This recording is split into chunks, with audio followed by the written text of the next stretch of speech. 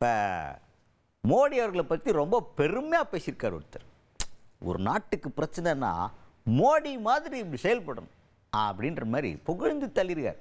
எப்படி இப்போ காஷ்மீரில் ஒரு தாக்குதல்னோன்னு எப்படி பரபரப்பாக வந்தார் பார்த்தீங்களா அப்படின்ற மாதிரி.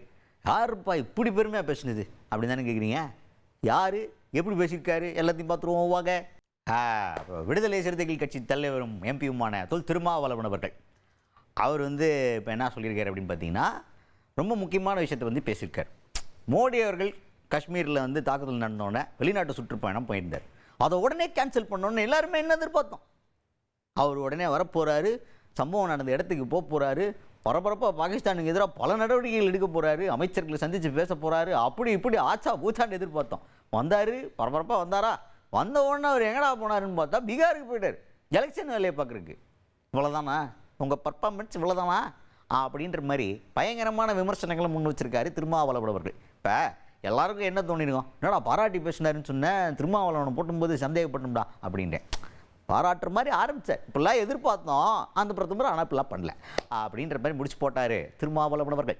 சவுதி அரேபியாவில் சுற்றுப்பயணம் செய்து கொண்டிருந்த மோடி அவர்கள் இப்படி ஒரு தாக்குதல் நடந்தது என்றதும் அந்த பயணத்தை எல்லாம் ரத்து செய்துவிட்டு இந்தியா திரும்புகிறார். திரும்பிவிட்டார், செய்தியாளர்களை சந்திக்கிறார், அமைச்சர்களை சந்திக்கிறார்.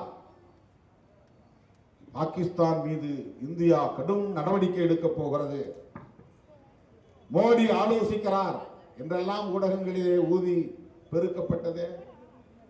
அதன் பிறகு மோடி என்ன செய்தார்? காஷ்மீருக்கு போனாரா? பீகாரிலே போய் தேர்தல் பரப்புரை செய்து கொண்டிருக்கிறார். இந்த 26 பொதுமக்கள் படுகொலை செய்யப்பட்டது அவருக்கு ஒரு பொருட்டாக இல்லை. வயிறு எரியாதா? எண்ணி பார்க்க வேண்டும்.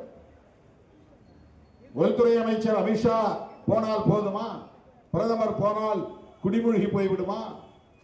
ஒரு நாள் தேர்தல் பரப்புரையை தள்ளி வைத்தால் என்ன? 26 பேர் உயிரை விட தேர்தல் பரப்புரை அவ்வளவு முக்கியத்துவம் வாய்ந்ததா?